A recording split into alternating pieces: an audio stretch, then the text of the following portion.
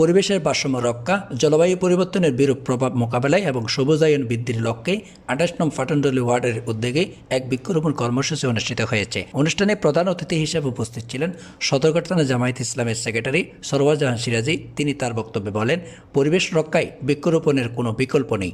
বর্তমান সময়ে জলবায়ু পরিবর্তনের ফলে সৃষ্ট নানা সংকট মোকাবেলায় বেশি বেশি গাছ লাগাতে হবে এবং লাগানো গাছের পরিচর্যায়ও সবাইকে সচেতন হতে হবে। বিশেষ অতিথি হিসেবে উপস্থিত ছিলেন সদরঘাট থানার সুরা ও কর্মপরিষদ সদস্য আলমগীর সরকার। তিনি বলেন, একটি সবুজ ও বাসযোগ্য সমাজ গঠনে বৃক্ষরোপণের কর্মসূচি গুরুত্বপূর্ণ ভূমিকা পালন করে। সামাজিক ও মানবিক দায়িত্ববোধ থেকে সবাইকে এই ধরনের উদ্যোগে অংশগ্রহণ করা উচিত। এছাড়াও অনুষ্ঠানে উপস্থিত ছিলেন চট্টগ্রাম দারুস সুন্নাহ মাদ্রাসার সেক্রেটারি ফুরকান আজাদ। তিনি পরিবেশ সংরক্ষণে ধর্মীয় ও সামাজিক দায়বদ্ধতার বিষয় তুলে ধরে বৃক্ষরোপণ কার্যক্রমকে একটি প্রশংসনীয় উদ্যোগ হিসেবে উল্লেখ করেন। অনুষ্ঠানে সভাপতিত্ব করেন ২৮ নং পাটনটলি ওয়ার্ডের আমির ও আগামী দিনের কাউন্সিলর প্রার্থী কবির আহমদ। সভাপতির বক্তব্যে তিনি বলেন, সবুজ ও পরিচ্ছন্ন পাটনটলি গড়ার লক্ষ্যে এই ধরনের কর্মসূচি ভবিষ্যতে অব্যাহত থাকবে।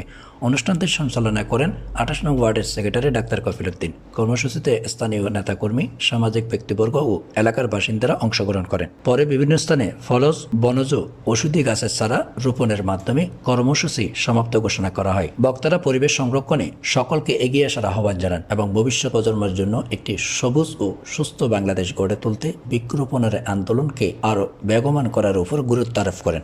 আমরা বই পুস্তকেও পড়ছি, বড় বড় বট গাছের তলে নিচে বসে বসে, ছায়ার নিচে বসে বসে মনীষীরা হয় ধ্যান করতো, না হলে তারা প্রকৃতির সৌন্দর্য উপভোগ করতো, ঠিক না? কিন্তু আজকে অট্টালিকা যেভাবে হচ্ছে, আমরা সবগুলো উজাড় করে করে আমরা প্রকৃতির দিকে আমরা খেয়াল করতেছি না। প্রকৃতি কিন্তু আল্লাহর রহমত। আজকেও টেলিভিশনে আসলো যে আজকে জার্মানিতে 40 ডিগ্রি গরম পড়বে, পুরা ইউরোপ এখন আগুনে জ্বলতেছে। কিন্তু আল্লাহর রহমত, আলহামদুলিল্লাহ, আমাদের এখানেও গরম ছিল, কিন্তু এখন গরমটা আস্তে আস্তে কমতেছে। ওই জন্য আলহামদুলিল্লাহ আমাদের পরিবেশ, এবং আমরা যদি আল্লাহকে ডাকি, আল্লাহ হয়তোবা আমাদেরকে প্রাকৃতিক দুর্যোগ থেকে রক্ষা করবে। রসুল সাল্লাল্লাহু আলাইহি সাল্লামের এই কর্মসূচিটাই ধারাবাহিক আজকে আমরা এই উত্তরসূরি হিসাবে পালন করছি। কারণ রসুল সাল্লাল্লাহু আলাইহি সাল্লাম এই বৃক্ষরোপণ কর্মসূচির উপর অত্যন্ত গুরুত্ব আরোপ করেছিলেন, এবং যাতে একটা বৃক্ষ, একটা গাছ যাতে কাটা না হয় আরেকটা গাছ লাগানোর আগে। কাজী এতটুকু গুরুত্ব আল্লাহ রসুল এই বৃক্ষের উপর দিয়েছেন। কাজী আমরা নিজেরাও এই কর্মসূচি পালন করব, এবং ব্যক্তিগতভাবে যতটুকু জায়গা থাকে আমরা যাতে খালি জায়গা না রাখি, এবং খালি জায়গা না থাকলে গাছের উপরেও, ছাদের উপরেও এখন সুন্দর পদ্ধতিতে বিভিন্ন বৃক্ষ রোপণ করা যায়, ফসল ফলাদি ভরপুর থাকে। এই আহ্বান জানিয়ে আমি আমার কথা শেষ করছি। যুগে আমরা বিভিন্ন গ্রামে গঞ্জে দেখতাম গাছপালায় ভরপুর ছিল।